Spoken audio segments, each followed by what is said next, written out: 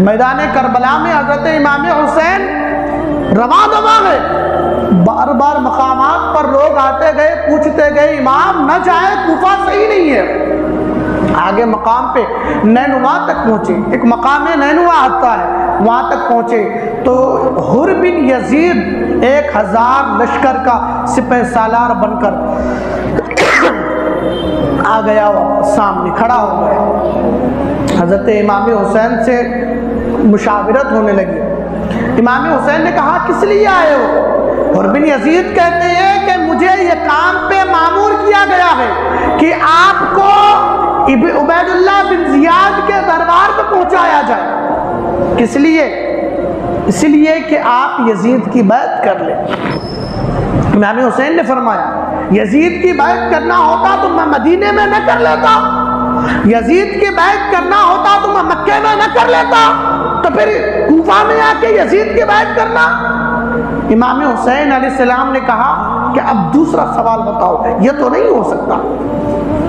یہ حر بن یزید نے کہا نہیں، آپ کو عبید اللہ بن زیاد تک جب تک نہ پہنچاؤں، جب تک میں آپ کا ساتھ نہ چھوڑوں۔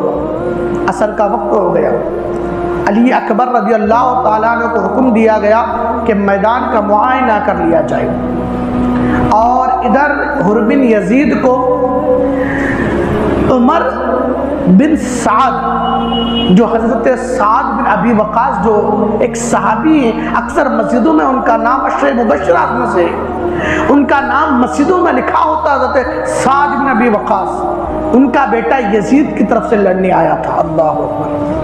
باپ کا مقدر دیکھیے کہ ہر ایک تیر کو جو نبی کی طرف آتا تھا اپنے سینے میں لیتے تھے۔ بیٹے کا مقدر دیکھیے کہ آج نواز رسول کے سامنے کھڑا ہو کر لڑنے کے بارے میں بات کر رہا ہے۔ حر بن یزید اہل بیت کا چاہنے والا تھا، اہل بیت سے محبت کرنے والا تھا، امام حسین کی عظمت کو جانتا تھا۔ جیسے امام حسین نے پوچھا کس لیے آئے تو حر بن یزید کہنے لگا کہ آپ کو عبید اللہ بن زیاد کوفہ قصر عمارت تک پہنچانا، اس کام میں مجھے مامور کیا گیا ہے۔ جیسی یہ بات حر بن یزید کا کہنا تھا، امام حسین نے کہا کہ حر تجھ پر، تیری قسمت پر تیری مار ہوئی۔ یہ جو الفاظ ہوتے تھے اس دور میں، اس زمانے میں شریف لوگوں کو یہ زیبا نہیں دیتا تھا، یہ گالی ہوا کرتی تھی کہ تجھ پر تیری مار ہو۔ حر بن یزید تلملا اٹھا اور کہا امام تو نے جو یہ بات کی ہے کہ تجھ پر تیری مار ہے، اگر آپ کی جگہ پر کوئی اور ہوتا تو میں بھی ان کی ماں کی شان میں ایسی الفاظ ضرور استعمال کرتا، مگر اے امام میں جانتا ہوں کہ آپ کی ماں کا کردار جانتا ہوں، آپ کی ماں کی عظمت کو جانتا ہوں، اے امام میں آپ کی عظمت کو جانتا ہوں، میں وہ الفاظ استعمال نہیں کر سکتا۔ حر بن یزید آیا تھا ضرور یزید کی طرف سے، اور اس کو پیغام دیا تھا کہ امام حسین کا راستہ روکنا ہے۔ عصر کا وقت ہوا، علی اکبر کو کہا گیا کہ میدان کربلا نصب کر دیے گئے، 2 محرم الحرام ہے، 2 محرم الحرام ہے۔ اب پوچھا گیا اس مقام کو کہتے کیا ہے؟ وہ بتایا گیا کہ کربلا کہتے ہیں۔ امام حسین نے کہا اچھا، کرب اور بلا یہی ہمارا مقام ہے۔ ساتھیوں کو کہا کہ یہی ہماری قتل گاہ ہے، ہم یہیں پہ شہید کیے جائیں گے۔ تمام لوگ خیمے نصب کر رہے ہیں، جب کیل ٹھوکی جا رہی ہے زمین میں خیمے کو لگانے کے لیے، وہاں سے تازہ تازہ خون نکل رہا ہے۔ زینب جو بہن تھی حضرت امام حسین کی، گھبرا کر باہر نکلتی ہے اور پوچھتی ہے بھائی جان گھبراہٹ ہو رہی ہے۔ حضرت امام حسین نے کہا بہن صبر کر، ابھی تیرے سامنے تیرا بھانجا شہید ہونا ہے، تجھے صبر کرنا ہے، تیرے سامنے تیرا بھتیجا شہید ہونا ہے، تجھے صبر کرنا ہے۔ بہن تیرے سامنے میرا بیٹا امام زین العابدین کو بیڑیوں میں جکڑا جائے گا، تجھے صبر کرنا ہے، میں شہید کیا جاؤں گا، تجھے صبر کرنا ہے، صبر کی عادت ڈال لے۔ حضرت امام حسین علیہ السلام بہن کو سمجھا رہے، تازہ تازہ خون ہے۔ حضرت علی اکبر کو کہا کہ میدان کا معائنہ کراؤ تو میدان کیسا ہے؟ حضرت علی اکبر آذان کے لیے میدان کا معائنہ کرنے لگے تو دیکھتے ہیں ایک اجنبی بوڑھی عورت دیکھ رہے ہیں کہ کربلا کی مٹیاں صاف کر رہی ہے۔ وہ حضرت علی اکبر کہتے ہیں بی بی میں نے تو تجھے دیکھا نہیں ہے، تم کس قافلے میں ہو، یزیدی قافلے میں ہو یا ہمارے اس میں ہو، ہم تو تجھے پہچانتے نہیں ہے۔ وہ کچھ بی بی جواب نہ دیتی ہے، ضعیفہ ہے، بوڑھی عورت ہے، جواب نہ دیتی ہے۔ پھر یہی معاملہ، یہ پورا واقعہ آ کر امام حسین کو بتاتے ہیں۔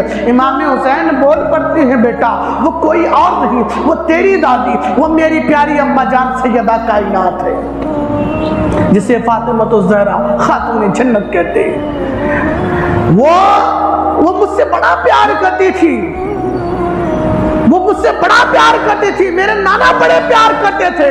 جب میں نانا کے اوپر سوار ہو گیا تھا نا، نانا نے اس لیے سجدے کو طول دے دیا، نانا نے اس لیے سجدے کی تسبیح کو بڑھا دی کہ میں کہیں گر نہ جاؤں۔ اتنا محبت کرتے تھے، 1 فٹ اوپر سے نیچے گرنا میرے نبی کو پسند نہ تھا۔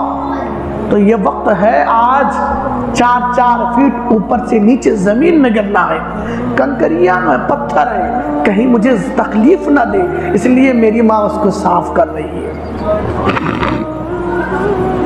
محترم سامعین، حضرت علی اکبر نے اذان پڑھی، امامت اقامت ہو چکی ہے، حضرت امام حسین اپنی فضیلت بتا رہے ہیں، عظمت بتا رہے ہیں۔ اس کے بعد خطبہ دیا، کہا کہ حر اپنی جماعت الگ بناؤ گے یا میرے پیچھے ہی نماز پڑھو گے؟ حر بن یزید نے کہا کہ آپ امامت کیجئے، میں آپ کی اقتداء کر لوں گا، میں آپ کے پیچھے نماز پڑھ لوں گا۔ واہ مسلمان، جس امام کے پیچھے نماز پڑھتے اور اسی امام کے پیٹھ میں چھرا گھونپتے، یہ یزیدیوں کا کام ہے۔ آج بھی ہمارے مسجدوں مساجد کے ائموں کے ساتھ ایسا ہی کیا جاتا ہے، ایک وقت کی نماز پڑھتے ہیں امام کے پیچھے، بعد میں اسی امام کی برائی زمانے میں کرتے پھرتے ہیں۔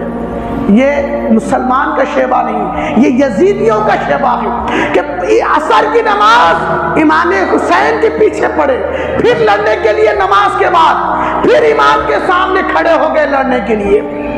یہ مسلمانوں کا کام ہے، یہ تو یزیدیوں کا کام ہے، اور یہی شیوہ آج کل کے مسلمانوں میں ہے۔ اماموں کی قدر بھول گئے ہیں، اماموں کی قدر کو اپنے پاؤں تلے روک دیا گیا ہے۔ اماموں کو آج، اور قرآن پاک نے صریح الفاظ میں اس کی یہ کی ہے کہ یوم ندعو کل اناس بامامہم، جو آج جس امام کے ساتھ محبت کرتا ہے کل قیامت کے دن اسی امام کے ساتھ اٹھایا جائے گا۔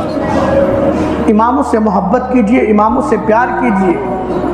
یہ کسی مسلح امامت ہر کسی کے بس کی بات نہیں ہے، یہ مسلح امامت اسی کو ملتا ہے جس کے نصیب میں اللہ اور اس کے رسول کی محبت لکھی ہوتی ہے۔